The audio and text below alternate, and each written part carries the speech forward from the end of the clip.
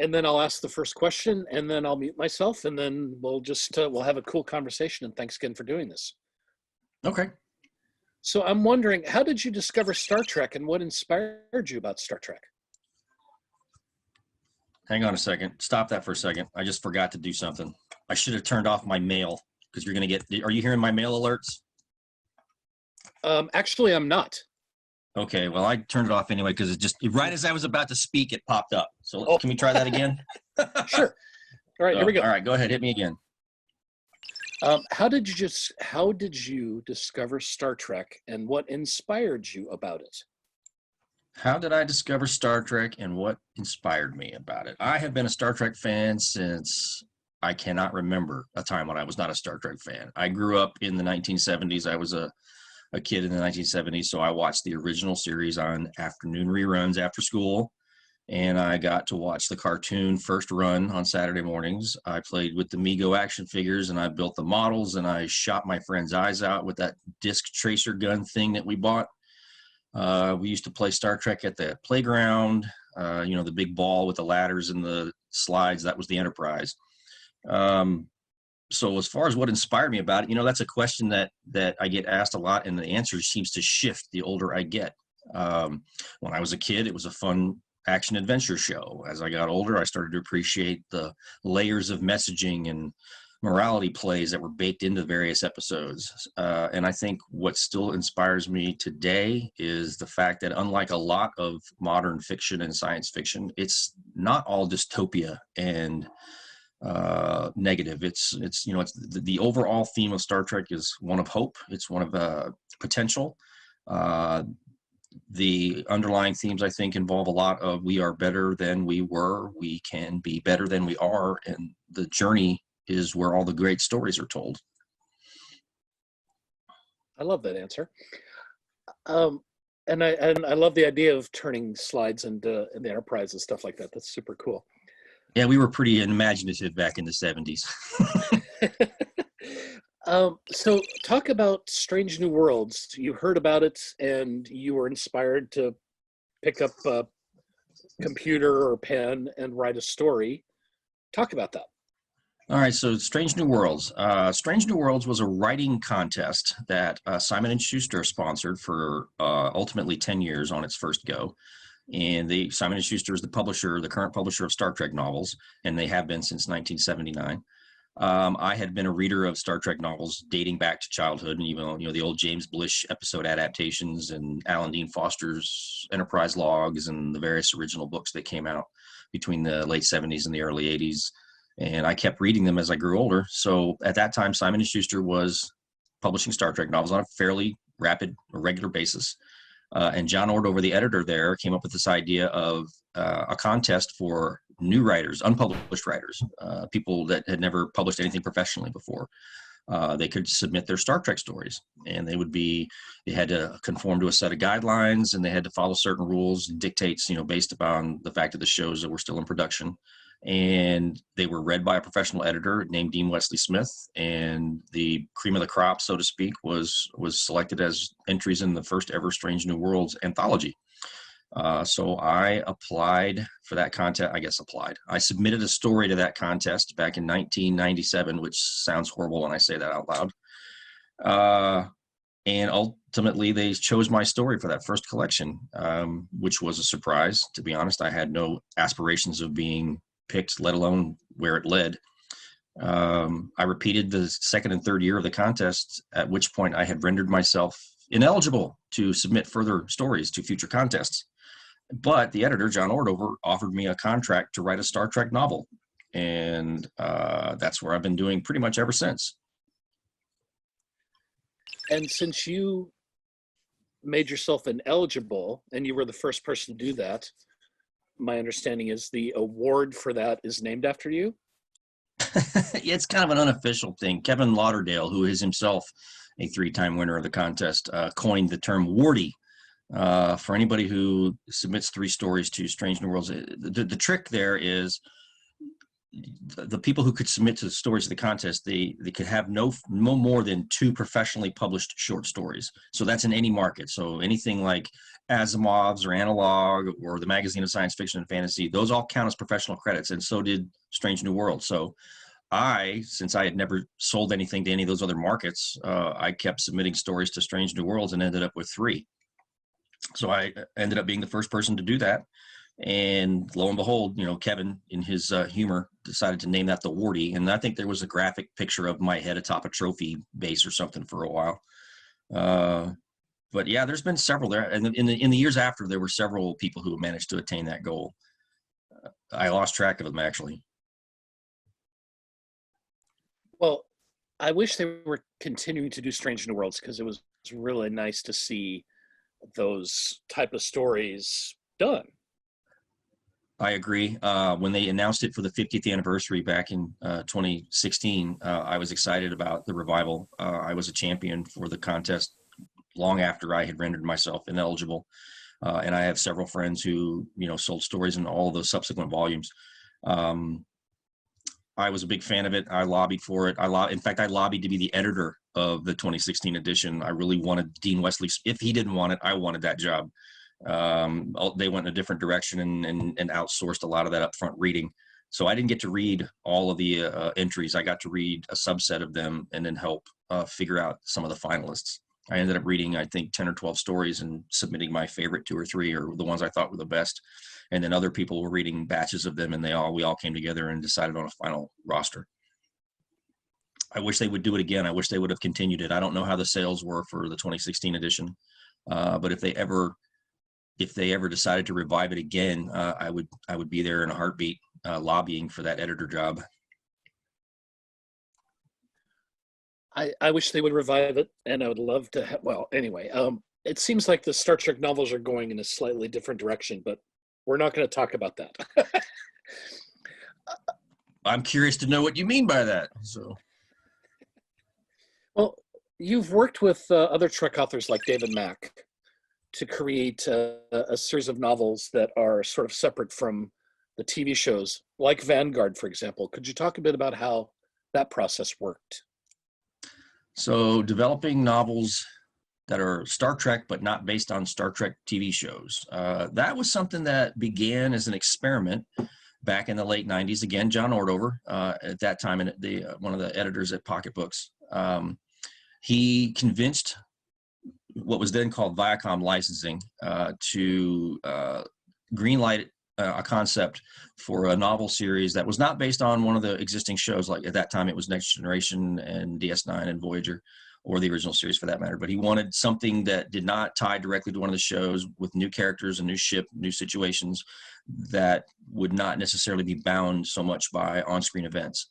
And he enlisted Peter David, who was a popular Star Trek novelist at that time, and was a fan favorite. And he wrote a novel that they then divided into 4 parts, sort of like what Stephen King did with The Green Mile back around that same time frame. So they released this novel in 4 parts, so 4 short installments, and it was very popular. And it was very popular with fans, and did very well. Became its own little sub-series that Peter David wrote, and that sort of opened the door for other concepts like that to be explored. So we got things like a series with a crew on a Klingon ship, and we got the Starfleet Corps of Engineers ebook novellas, and then ultimately they decided that we needed a 23rd century counterpart to New Frontier, so that became Star Trek Vanguard, which was developed by David Mack and another editor at Pocket, Marco Palmieri, and they created this extensive Bible for the series, because the intention was that multiple writers would contribute books to this series, just the way they do for original series and Next Gen and the other novels.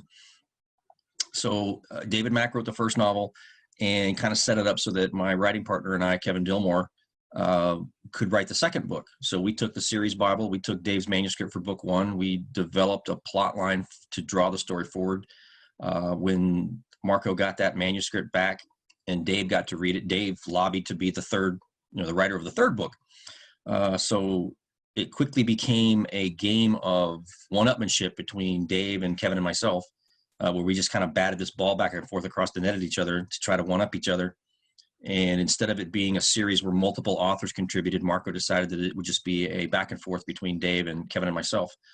And that's the way it went. It ultimately went 8 books, but that was the plan. It was a limited series, and we wrapped it up exactly the way we wanted, and pretty close to what David originally envisioned. It was a lot of fun. Still one of the high points of my writing, not just professional writing, but Star Trek writing. It's one of the most fun things that I've ever been a part of, and one of the things I'm immensely proud of. For the record, I'm a huge fan of those books as well, so I totally can see that. You mentioned Kevin Dilmore, and some of your work you've written with Kevin, and some you haven't. So I'm curious about your writing process. How is it different writing with Kevin as opposed to writing with yourself? The dynamic is definitely different. Kevin and I were friends before we were co-writers, so that helped. We have very similar outlook and perspectives and ideas about what we think makes a good Star Trek story, but we also have different strengths that complement each other. I tend to be more big picture plot guy. Kevin tends to be more drill down character guy. And so we harness those, different approaches to what we hope is good effect. I tend to be the guy that keeps the plot train on all the tracks, all the various storylines and threads. And Kevin is the one who likes to experiment with different character interactions, and he likes to take a chance on the alien perspectives and things like that. And as far as I know, as far as I can remember, we've never had a disagreement, let alone an argument on how to get a story done. One of our edicts and agreements early on was that there would be no egos. We would take equal credit and equal blame across the board. And the idea is that when you read something we wrote together, you can't tell who wrote what. A lot of people experiment and they try to figure it out, and they're usually wrong, which is, I hope, a testament to how much work we put into making it seem like one person wrote the book. But we're both equal partners in everything. So, and even the stuff that he doesn't work with me on, where he's credited, he's usually an influence in some way, whether it's I use him as a sounding board, or I get an idea that I bat around and he helps me work it out, or just, making sure I'm fed on a regular basis and I get out of the house for some fresh air. I love that. And love your books, and it does. When you read your stuff together, it's like one voice. And of course, when I'm reading your books without his name on them, it's like one voice too. There are a couple of books where he's credited as having developed a story with me, and then for one reason or another didn't write it. We had started to work on a couple of books, and then his work situation and other things that were going on at that point in time forced him to withdraw. And so I ended up, I ended up writing the book by myself. But we had developed an outline and a story with the intent that we would write it together. Open Secrets, the 4th Vanguard book, is one like that. We started it together, and it ended up being a situation where he just couldn't get out of work stuff away long enough for us to complete the thing together. So I ended up taking it on and finishing it. So but that's rarity. I mean, usually when we start out together, we end up together, or in some cases we've even, plotted that we'll do something separately and then work together behind the scenes and nobody ever notices. I think most people would be surprised to know that you guys have day jobs. When you hear writer, you think, oh, that's what they do. And that's all they do. So hearing Kevin's got a day job, and I think you have a day job as well, correct? I used to, well, I do and I don't. It's been a weird story. For a long time, I had a day job. I was a software developer for a number of years. I stopped doing that back in 2014, and I say that like I had a choice. I was laid off, but I ultimately decided I just didn't want to go back to that. I had been kind of burning out on that corporate culture for a while at that point. I mean, the recession and the outsourcing of IT jobs overseas. I just was kind of waiting for my turn to get laid off for a while there, and it was weighing on me.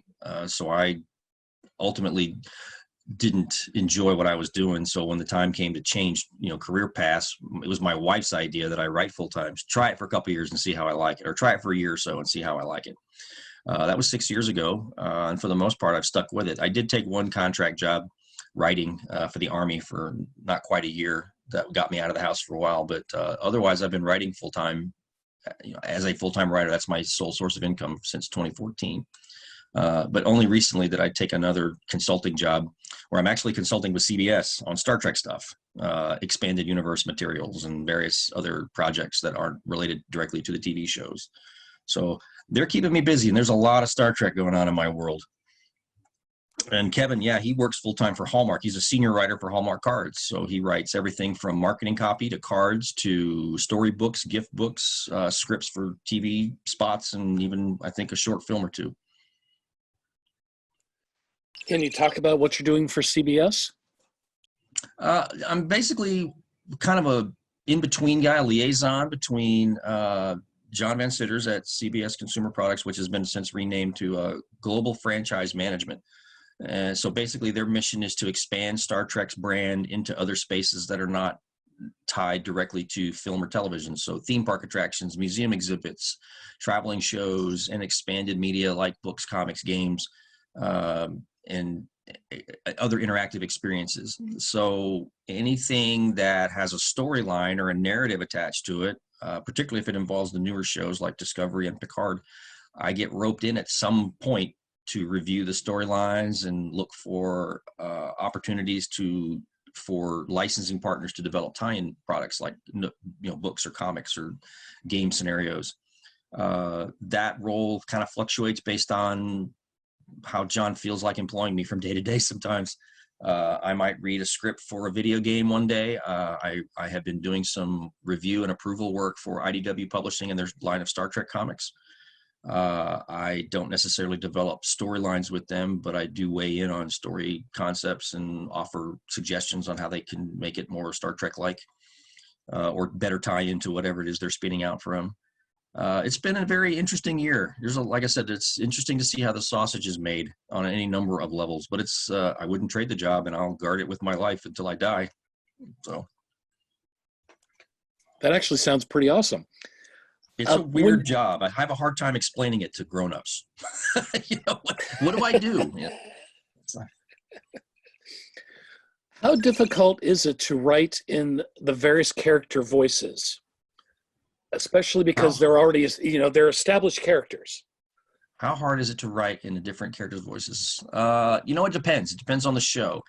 With the original series, I'm pretty well versed in original series and next gen, so I feel like I have an easier time of it than I would some of the newer shows. I did write a Star Trek Discovery novel that was written before the show even premiered.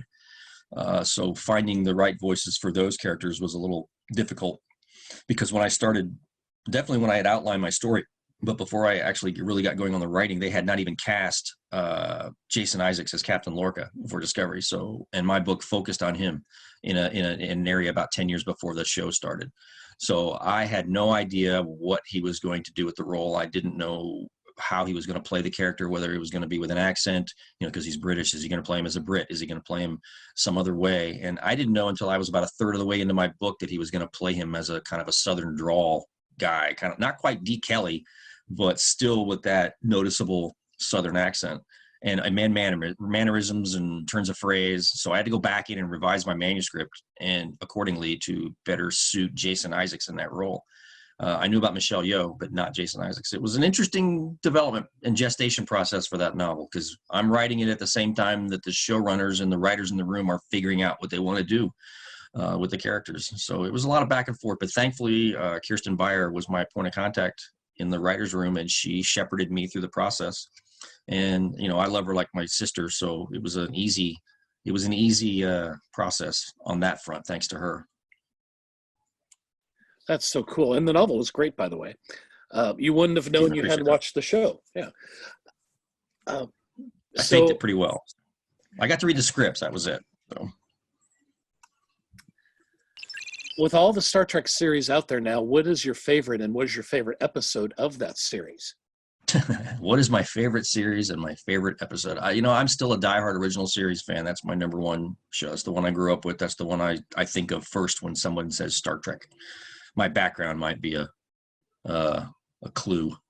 So as far as my favorite episode within it, and that's not to say I don't like the other shows. I love things about every one of the shows.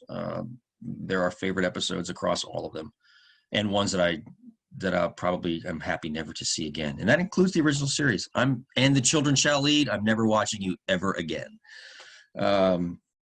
My favorite episode of the original series, if I had to just pick one, and it's a hard pick, I would go with Arena. That's the one I remember most from when I was a kid. Kirk fighting the Gorn.